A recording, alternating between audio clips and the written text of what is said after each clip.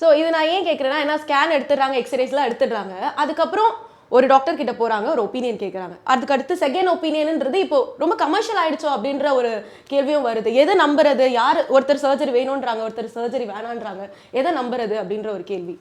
Second ஒப்பீனியன்றது கண்டிப்பாக ஒன்றும் தப்பே இல்லைங்க. இப்போ நீங்கள் வந்து ஒரு கடைக்கு போகிறீங்க, கடையில் போயிட்டு பக்கத்து கடையில் போய் விசாரிக்கிறது உண்டு இல்லை. எந்த ஒரு புடவை வாங்கினாலும் சரி, ஒரு பழம் வாங்கினாலுமே எல்லாருமே ஒரு குவாலிட்டி அண்ட் இது எதிர்பார்க்குறாங்க.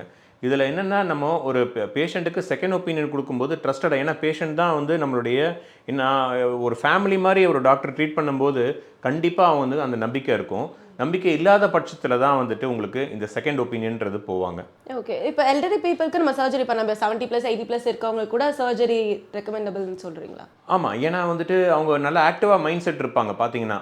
அவங்க இப்போ 70, 80 கூட அவங்க பார்த்தீங்கன்னா நல்லா வேலை செஞ்சுட்ருப்பாங்க. லேடிஸாக இருந்தால் வீட்டில் அவங்க வேலை செய்வாங்க. ஜென்ட்ஸ் வந்து சில பேர் வந்துட்டு வெளியில் போய் 4 நண்பர்களை பார்க்குறது, ஒரு ஆஃபீஸில் போய் ஒரு அவங்களுடைய பிஸ்னஸ் அவங்க பசங்க பார்த்துப்பாங்க. இவங்க போய் அந்த ஆஃபீஸில் கொஞ்ச நேரம் உட்காந்துட்டு வர்றது, இது எல்லாமே மைண்டையும் ஆக்டிவாக வைக்குது. ஏன்னா டார்மெண்ட்டாக வீட்டில் வந்துட்டு உட்கார முடியாது. நீங்கள் வயசானவங்கன்னு சொல்லும்போது எல்லாருக்குமே இன்றைக்கி ஒரு இனிஷியல் டிகிரி மாதிரி தான் சுகர், பிபி, கொலஸ்ட்ரால், தைராய்டு இது எல்லாமே இருக்குது. அண்ட் சில பேர் பார்த்தீங்கன்னா கார்டியாக் ஸ்டென்ட் வச்சவங்க, இந்த மாதிரி கார்டியாக் ப்ராப்ளமும் நிறைய பேரோட தான் இந்த ஹிப்பு முட்டிலாம் தேஞ்சு வராங்க. இப்போ இவங்களுக்கு வந்து ஓவராலாக நம்ம வந்து ஜென்ரலாக ஃபுல்லாக அந்த ஃபிட்னஸ் ஃபஸ்ட்டு பார்த்துடணுங்க. எந்த மாதிரி அனஸ்தீசியா இவங்களுக்கு வலி இல்லாமல் கொண்டு போகிறது.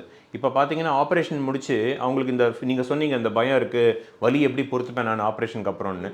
எபிடியூரல் அனஸ்தீசியா கொடுத்துட்டா இது எப்படின்னா உங்களுக்கு பெயின் ஒரு 3 டேஸ்க்கு சுத்தமாக பெயினே இருக்காது. ஆனால் வந்து உங்களுக்கு மோட்டார் நடக்க முடியும், எல்லாம் பண்ண முடியும். சென்சரி பாத்வே மட்டும் பிளாக் பண்ணிவிடுது. இப்படி இருக்கும்போது அவங்களுக்கு அந்த ஃபஸ்ட்டு அந்த பயம், எனக்கு ஆப்ரேஷன் பண்ணப்போ சிவியராக பெயின் இருக்குமா அப்படின்னு கேட்டிங்கன்னா கண்டிப்பாக அது இருக்கவே இருக்காது. நடக்கிறாங்க, அவங்களுக்கே அந்த ஒரு புதுசாக இருக்க ஒரு இது, எனக்கு நான் அப்படி நடக்கிறேன் அப்படின்றது. ஸோ அவங்களுக்கு அந்த கான்ஃபிடென்ஸை கொடுத்துட்றோம். அப்போ என்ன ஆகிடுதுன்னா அவங்களுக்கு ஒரு முட்டி பண்ண பிறகு இன்னொரு முட்டி நான் எப்போ பண்ணிக்கிறதுனா அடுத்த கேள்வி அவங்க 2வது 3வது நாளே இந்த கொஸ்டின் என்னை கேட்டுருவாங்க இதை.